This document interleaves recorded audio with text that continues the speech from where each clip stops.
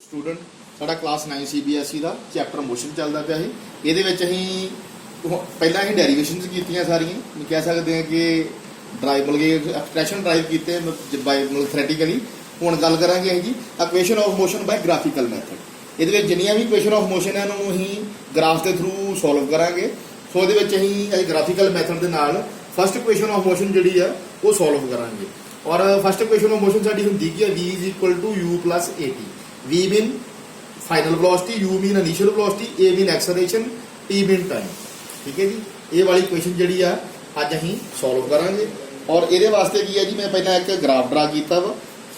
ये वाला मेरा y एक्सिस है, ये वाला x एक्सिस है। x एक्सिस में अं एफसा भी बोल दें, y एक्सिस में ऑर्डिनेट भी बोल दें। इधर मेरी वेलोसिटी जी उपर नूं इनक्रीज करती पई है और इधर नूं हॉरिजॉन्टली मेरा जो टाइम है वो इनक्रीज करता पाया। और ये की है जी एक ही ग्राफ ड्रा करांगे। देखो जी, इतने मैं पॉइंट ए ले लिया, इस जगह से पॉइंट ए ले लिया। इतने एक मैं स्लोप लाइन ड्रा करूंगा। स्लोप मीन एक स्लोप ड्रा करूंगा इतना करके, बिल्कुल आप सीधी एक लाइन ड्रा कर लेनी है। ठीक है जी, और ये वाले पॉइंट को बी का नाम दे दो। उस तो बाद देखो जी, ये जी स्लोप आ ये की रिप्रजेंट करती पई है, क्योंकि ये इधर देखो जो ये स्लोप उपर जाती पई है वेलोसिटी भी इनक्रीज होती पई है, टाइम भी इनक्रीज होता पाया। क्योंकि ये जी ए बी लाइन है ये एक्स एक्सिस भी लाई करती पई है, वाई एक्सिस भी लाई करती पई है। कह सकते हैं साडा एक्सेलरेशन का फॉर्मूला की होंदा वा, acceleration = velocity upon time. Acceleration कितना होंदी है जी, वेलोसिटी अपॉन टाइम। सो जी ये ए बी लाइन है ਜਾਂ ਜਿਹੜੀ ਇਹ AB ਸਲੋਪ ਆ ਇਹ ਕੀ ਰਿਪਰੈਜ਼ੈਂਟ ਕਰਦੀ ਪਈ ਹੈ, ਐਕਸਲਰੇਸ਼ਨ ਰਿਪਰੈਜ਼ੈਂਟ ਕਰਦੀ ਪਈ ਹੈ। ਹੁਣ ਇੱਥੇ ਅਸੀਂ ਗ੍ਰਾਫਿਕਲ ਮੈਥਡ ਨਾਲ ਕਰਨ ਵਾਸਤੇ ਸਾਨੂੰ ਜਿਓਮੈਟਰੀ ਦੀ ਜ਼ਰੂਰਤ ਆ, ਜਿਹੜੀ ਤੁਸੀਂ 8ਵੀਂ ਜਾਂ ਉਸ ਤੋਂ ਬਾਅਦ 7ਵੀਂ ਕਲਾਸ ਦੇ ਵਿੱਚ ਜਾਂ 9th ਕਲਾਸ ਦੇ ਵਿੱਚ ਵੀ ਪੜ੍ਹਦੇ ਪਏ ਹੋਗੇ। ਉਹ ਤੁਹਾਨੂੰ ਜਿਹੜੀ ਜਿਓਮੈਟਰੀ ਆ ਇਹਦੇ ਵਿੱਚ ਯੂਜ਼ ਕਰਨੀ ਪਊਗੀ, ਜਿਹੜੀ ਤੁਸੀਂ ਮੈਥਮੈਟਿਕਸ ਦੇ ਵਿੱਚ ਪੜ੍ਹਦੇ ਜੇ। ਇਹਨੂੰ ਸਲੋਪ ਨੂੰ ਸੋਲਵ ਕਰਨ ਵਾਸਤੇ ਜਾਂ ਇਹ ਵਾਲੀ ਐਕਸਲਰੇਸ਼ਨ ਨੂੰ ਸੋਲਵ ਕਰਨ ਵਾਸਤੇ ਮੈਂ ਇਹਦੇ ਸਾਈਡ ਦੇ ਉੱਤੇ ਇਮੇਜਿਨਰੀ ਲਾਈਨ ਡਰਾ ਕਰ ਦੂੰਗਾ ਜਾਂ ਟ੍ਰਾਈਐਂਗਲ ਕ੍ਰੀਏਟ ਕਰ ਲੂੰਗਾ। देखो जी, पहला बी के इतों एक डॉटेड इदा करके लाइन ड्रा कर लो, पूरी ट्राईएंगल आप ड्रा कर लेनी है। फिर इनू इस तरह करके ड्रा कर लो, ये वाली लाइन नीचे मिलाओ इदा करके, जी साडी रियल लाइन है वो मीट करवा दो।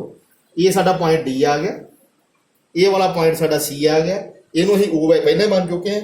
और इनू भी इधर मिला दो, जी वाई एक्सिस दे नाल लाइन जी इंटरसैक्ट कर दे। ठीक है जी, और इतने ये वाला पॉइंट तुहाडा ई आ गया। उस तो बाद असीं सॉल्व करना जी। सॉल्व करने वास्ते देखो जी, ये वाली जी साडी ओ तो ए आ, इनू असीं यू मान लेना, साडी इनिशियल वेलोसिटी है। ये वाली लाइन नूं असीं टी मान लेना, टी मीन टाइम। और जिहड़ी ये वाली सारी चीज़ है इनू असीं वेलोसिटी मान लेना। मतलब इत्थे बना ही देना इदां करके, इहदी आपां डायमेंशन दे दिंदे आ। ये साडी वी आ जी, वी मीन फाइनल वेलोसिटी आ गई।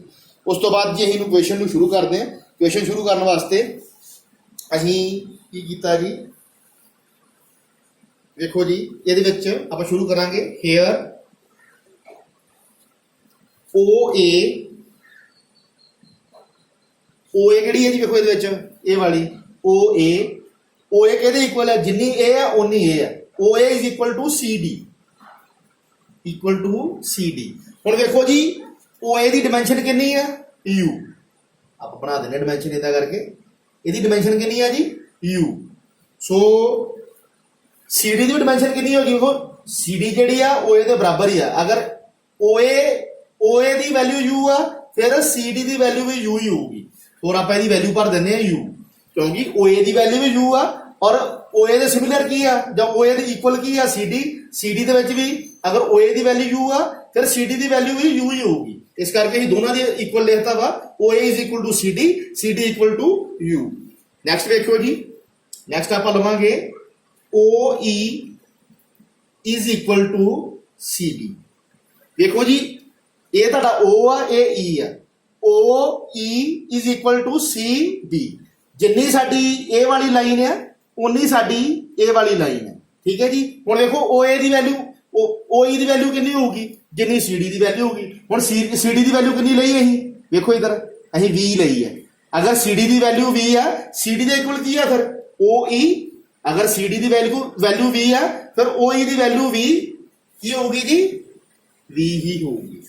इस करके अहीं लिखता OE is equal to CB equal to V। उस तो बाद अगे आ जाओ जी, and OC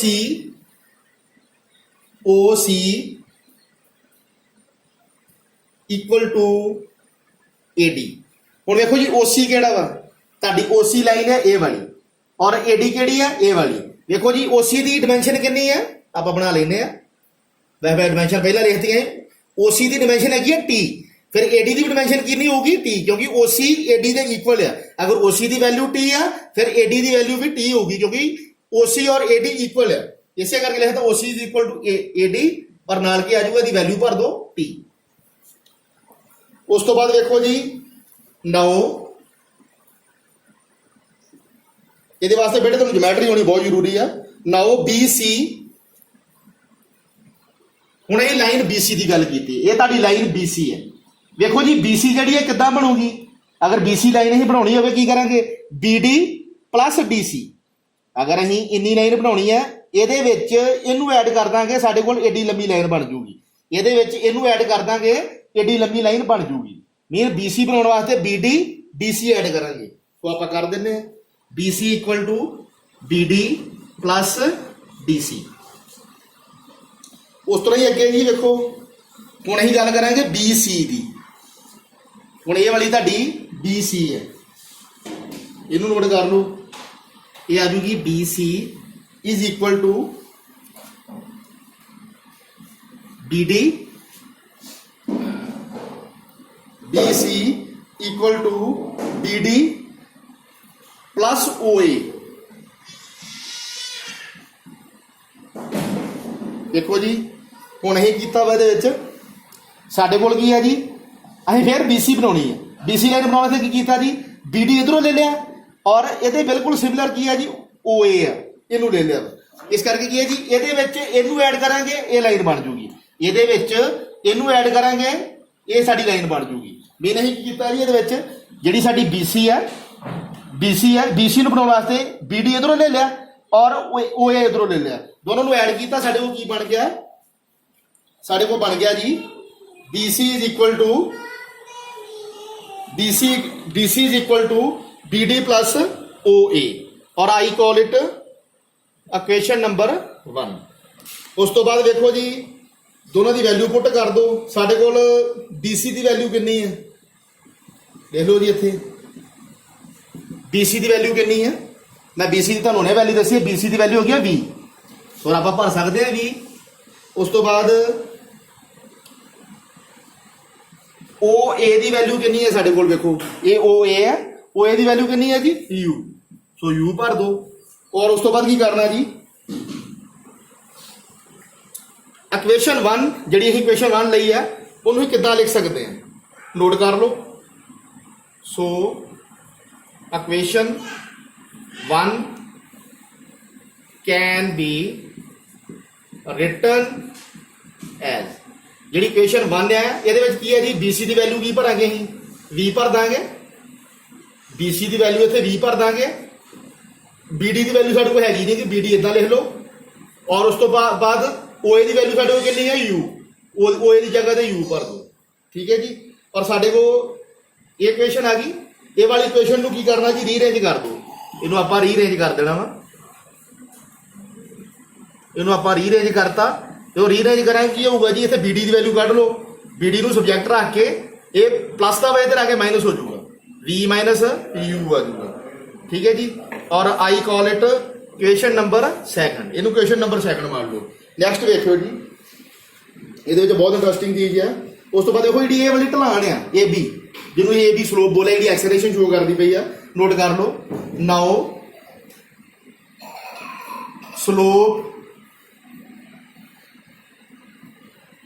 slope of velocity time, now slope of velocity time graph represents acceleration। तुहानूं पहला भी दस्सिया है, जी ये वाली ढलान है या AB लाइन जी इनक्लाइंड लाइन है, ये की शो करती पई है जी, वेलोसिटी टाइम ग्राफ शो करती पई है।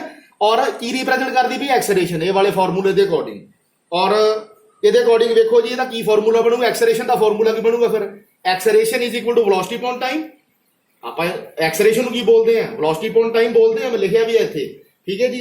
ये अकॉर्डिंग देखो जी साडा बीडी की बनूगा, फिर साडा बीडी की बनूगा, बीडी साडी वेलोसिटी शो करती पई है ना बीडी लाइन, इत्थे लिख लो फिर बी की जगह ते बीडी लिख लो क्योंकि बीडी साडी वेलोसिटी शो करती पई है फॉर्मूले के अकॉर्डिंग। टाइम की किहड़ी लाइन शो करती पई है तुसीं दसना मैनूं हुण, जिहड़ी टाइम लाइन शो करती पई किहड़ी लाइन है?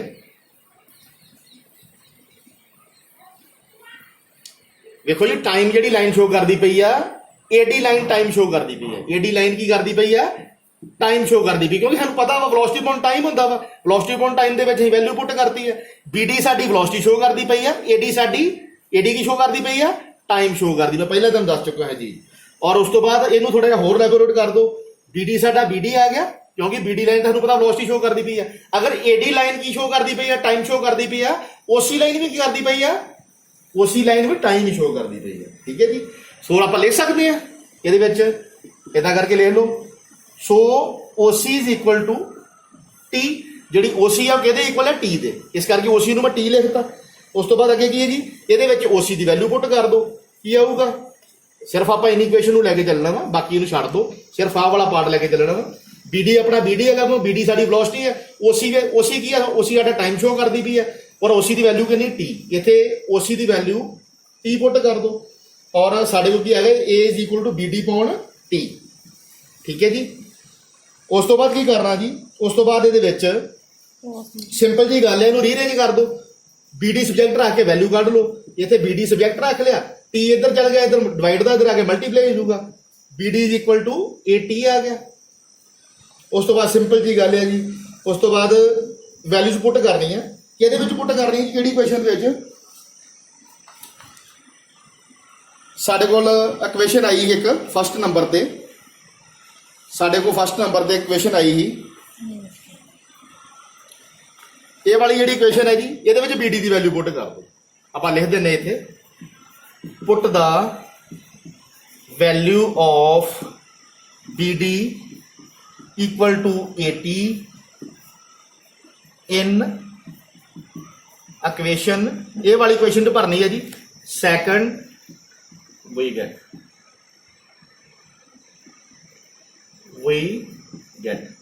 ये वैल्यू पुट कर दो जी, ये वाली इक्वेशन सैकंड है। सो ये वैल्यू कितना पुट करांगे जी, देखो ये वाली इक्वेशन बीडी की वैल्यू नहीं बी माइनस यू साडे कोल हैगा वा, इस करके बीडी की वैल्यू साडे कोल कितनी आ गई 80, ये फार्मूले के अकॉर्डिंग ही कढ लईए। सो इक्वेशन सैकंड दे विच असीं बीडी की वैल्यू 80 पुट कर देनी है, साडे कोल की आ जाऊगा जी, फिर देखो कमेंट ये आ जाऊगा ए टी और B minus U as it is आ जाऊगा। ये वाली इक्वेशन मैं बीडी की वैल्यू 80 पुट कर दी जी, ये फॉर्मूले के अकॉर्डिंग आई और B minus U as it is आ गया।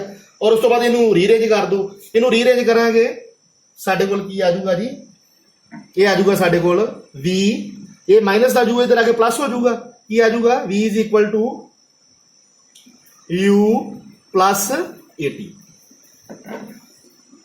सो ये वाली साडी फाइनल इक्वेशन आ गई, ये वाले फॉर्मूले मैं रीअरेंज किया वा, 80 एज इट इज रह गया, ये माइनस का जूगा इधर लैफ्ट हैंड साइड से, सॉरी राइट हैंड साइड से लैफ्ट हैंड साइड से लेके जाओगे, माइनस का इधर आगे की हो जाऊगा, माइनस मैं ध्यान ना पा देना, इधर माइनस इधर आगे की होगा प्लस का। सो साडे इक्वेशन फाइनल इक्वेशन आ गई v is equal to you plus 80। यो इक्वेशन मैं शुरू तो लिखी, इनू असीं ग्राफिकल मैथड के नाल सॉल्व कर लिया और इहदे नाल तुहाडी इक्वेशन खत्म हो गई। Thank you.